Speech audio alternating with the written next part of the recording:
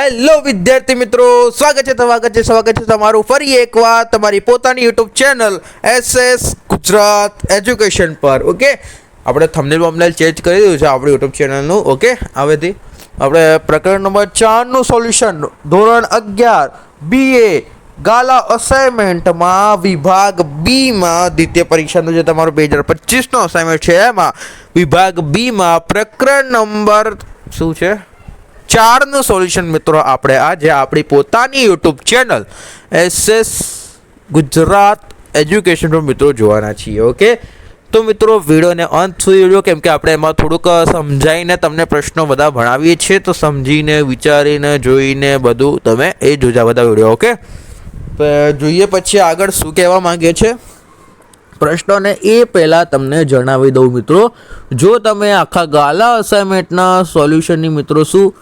આખા ગાલા અસાઇનમેન્ટ જેમાં તમારા બધા વિષયોનો સમાવેશ કરવામાં આવશે એવા આખા ગાલા અસાઇનમેન્ટના સોલ્યુશનની મિત્રો જો તમે PDF મેળવવા માંગતા હોય તો નીચે ડિસ્ક્રિપ્શનમાં જે મોબાઈલ નંબર આપેલો છે એના પર કોલ કરો. આખા ગાલા અસાઇનમેન્ટના સોલ્યુશનની PDFની કિંમત માત્ર ને માત્ર મિત્રો કેટલા 100 રૂપિયા કિંમત છે. તો તમે ફટાફટ મિત્રો કોલ કરીને મેળવી લો, કેમ કે વહેલા તે પહેલાંની તકમાં જો એ વિદ્યાર્થી મેળવે છે તો તેને એ મળવા પાત્ર એ PDF છે. અને તો ભાઈ તમે લાસ્ટમાં કોલ કરો તો એ બરોબર ના કહેવાય મિત્રો. એક દિવસ બાકી હોય પરીક્ષાના ત્યારે PDF લો તો એ બરોબર ના કહેવાય. એટલે તમે અત્યારથી જ PDF મેળવી લો અને તમને ભણવામાં સરળતા રહે તો ફટાફટ, ભલે હવે 2 થી 3 દિવસ બાકી હોય પરીક્ષામાં, તો તમે ફટાફટ PDF તો મેળવી લો. Okay video. ઓકે, જોઈએ આપણો પહેલા નંબરનો પ્રશ્ન શું કહેવા માંગે છે. કમ્પ્યુટર નેટવર્કના મુખ્ય પ્રકારો જણાવો. કમ્પ્યુટર નેટવર્કના મુખ્ય પ્રકારો જણાવો. એમાં આન્સર કંઈક આવી રીતે મિત્રો આવે છે. કમ્પ્યુટર નેટવર્કના મુખ્ય પ્રકારો. કમ્પ્યુટર નેટવર્કના મુખ્ય પ્રકારો કયા છે મિત્રો? ત્યાર છે આપણો કમ્પ્યુટર નેટવર્કના મુખ્ય પ્રકારો. કમ્પ્યુટર નેટવર્કના 4 મુખ્ય પ્રકારો છે. કમ્પ્યુટર નેટવર્કના 4 મુખ્ય પ્રકારો છે. એક છે LAN, એક છે LAN, બીજું છે CAN, એક છે LAN, બીજું છે CAN, ત્રીજું છે MAN અને ચોથું છે WAN. ઓકે, આપણો આ પહેલો પ્રશ્ન પૂરો થાય છે. અને મિત્રો જો તમે બીજા પ્રશ્ન તરફ આપણે આગળ વધીએ અને જો તમને આ ફૂલ ફોર્મ ખબર હોય તો તમારે શું કરવાનું છે, આનું કમેન્ટમાં આનો આન્સર જણાવવાનું છે, આનો ફૂલ ફોર્મ. ઓકે, તો ફટાફટ આનો ફૂલ ફોર્મ પણ મિત્રો તમે કમેન્ટમાં જણાવી દેજો. જોઈએ હવે આપણો એના પછીનો બીજા નંબરનો પ્રશ્ન શું કહેવા માંગે છે. બહુ આવાજ થઈ રહ્યો તો અહીંયા. એન્ટરપ્રાઇઝ વેનનું ઉદાહરણ આપો. આઈ થિંક આ પ્રશ્નો મિત્રો તમને પ્રથમ પરીક્ષામાં પણ પૂછાઈ ગયેલો છે. એન્ટરપ્રાઇઝ વેનનું શું પૂરું નામ આપો. તો આ પ્રશ્ન તમારે પ્રથમ પરીક્ષામાં આવી ગયો છે. તો જોઈએ હવે એન્ટરપ્રાઇઝ વેનનું પૂરું નામ શું છે. ભારતીય રેલવે સમગ્ર દેશમાં નીચેની કચોરીઓ બોલતો હતો. કચોરી માય ફેવરેટ છે.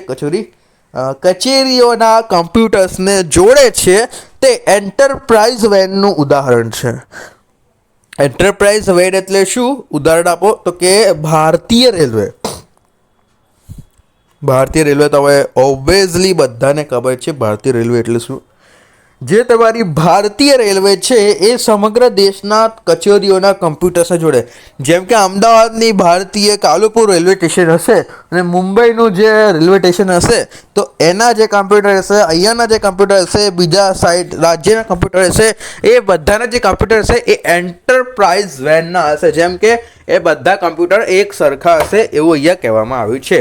એમાં નેટવર્ક હશે, સિસ્ટમ હશે, બધી એક જ એવી સિસ્ટમ એમાં હશે. ઓકે, દેશની કચેરીઓના કમ્પ્યુટરને જોડે છે તે એન્ટરપ્રાઇઝ વેનનું શું છે? ઉદાહરણ છે. એન્ટરપ્રાઇઝ વેનનું ઉદાહરણ છે. ત્યારબાદ ત્રીજા નંબરનું છે મિત્રો, ઇન્ટરનેટ દ્વારા કયા સ્વરૂપમાં માહિતીનું આદાન પ્રદાન કરી શકાય છે. શું કીધું છે આપણને? ઇન્ટરનેટ દ્વારા કયા સ્વરૂપમાં માહિતીનું આદાન પ્રદાન કરી શકાય છે. તો કયા આન્સર? ઇન્ટરનેટ દ્વારા ટેક્સ્ટ તો તમને ખબર જ છે હવે, ચેટિંગ બેટિંગ. ચિત્ર એટલે પિક્ચર એટલે જે તમને ફોટો દેખાય. શ્રાવ્ય એટલે ઓડિયો, જે તમે મારો અવાજ સાંભળી રહ્યા છે શ્રાવ્ય. પછી દ્રશ્ય શ્રાવ્ય દ્રશ્ય, ઓડિયો વિઝ્યુઅલ, દ્રશ્ય વિઝ્યુઅલ, શ્રાવ્ય ઓડિયો તથા અંક નંબર્સ નોમેરિક બરોબર નોમેરિક એ દ્વારા આપણે શું ઇન્ટરનેટ દ્વારા સ્વરૂપોની માહિતીનું આદાન પ્રદાન કરી શકીએ છીએ. જેમ કે આ વિડીયો જોઈ રહ્યા છો, દ્રશ્ય શ્રાવ્ય વિડીયો છે, તમે સાંભળી પણ રહ્યા છો અને જોઈ પણ રહ્યા છો, અને શું કહેવાય છે, દ્રશ્ય શ્રાવ્ય માધ્યમ છે આ મોબાઈલ. યાદ રાખજો, SPCC માં પણ આ આવે છે. ઓકે, ચોથા નંબરનું છે ઈ કોમર્સમાં વેપારી. ઈ કોમર્સમાં એટલે શું? ફટાફટ કોમેન્ટ પર જણાવો ભાઈ. ઈ કોમર્સમાં વેપારિક પ્રક્રિયાઓ માટે કયા માધ્યમનો ઉપયોગ કરવામાં આવે છે? ઈ કોમર્સમાં વેપારી પ્રક્રિયાઓ માટે કયા માધ્યમોનો ઉપયોગ કરવામાં આવે છે? ઉત્તર જોતા પહેલા મિત્રો તમને જણાવી દઉં, જો તમે આ આખા ગાલા અસાઇનમેન્ટના સોલ્યુશનની PDF મેળવવા માંગતા હોય તો નીચે ડિસ્ક્રિપ્શનમાં મોબાઈલ નંબર આપેલો છે. ફટાફટ કોલ કરો. આખા ગાલા અસાઇનમેન્ટના સોલ્યુશનની PDFની કિંમત માત્ર ને માત્ર 100 રૂપિયા છે મિત્રો. તો તમે ફટાફટ કોલ કરીને મેળવી લો, જેથી તમને વાંચવામાં સરળતા રહે. ફટાફટ કોલ કરીને આ મેળવી લો, આખા ગાલા અસાઇનમેન્ટના સોલ્યુશનની PDF. ઓકે, તો જોઈએ આપણે આપણો શું કહેતા હતા આનો આન્સર. ઈ કોમર્સમાં વેપારની પ્રક્રિયાઓ માટે ઇન્ટરનેટ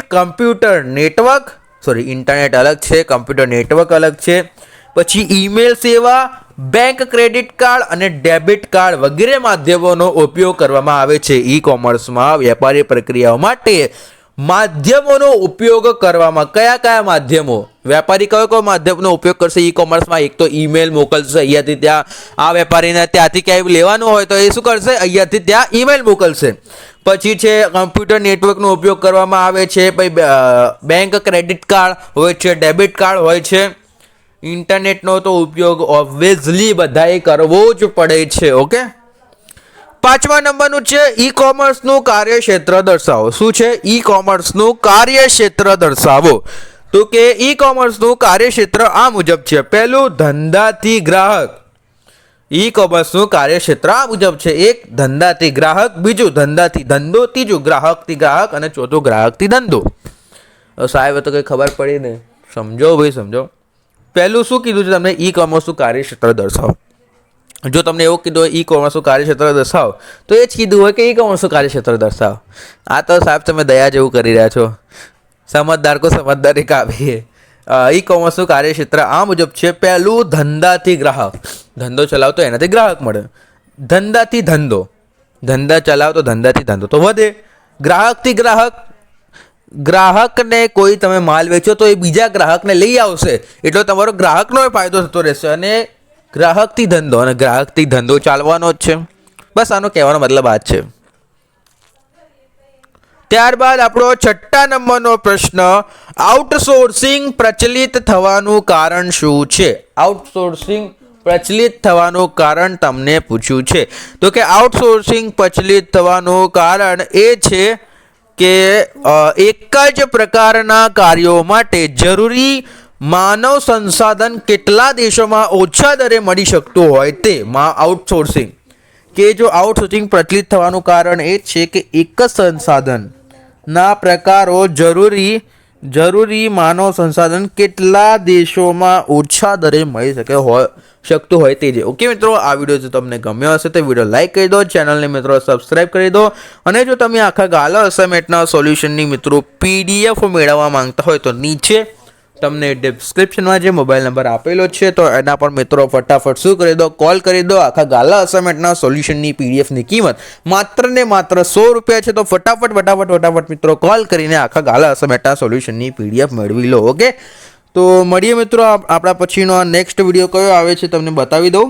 હા, પ્રકરણ નંબર 7નો આનો પહેલો પ્રશ્ન પર જોઈ લીધો તમે. અરે હા, પહેલો પ્રશ્ન પર જોઈ લીધો. પ્રકરણ નંબર 7નો વિડીયો આવશે, આના પછીનો એ પણ જોઈ લેજો. પહેલાના વિડીયો બાકી હોય એ પણ જોઈ લેજો મિત્રો. ઓકે, અને ચેનલ સાથે જોડાયેલા લેજો, એટલે કે સબસ્ક્રાઈબ કરી દો ચેનલને. મળીએ નેક્સ્ટ વિડીયોમાં.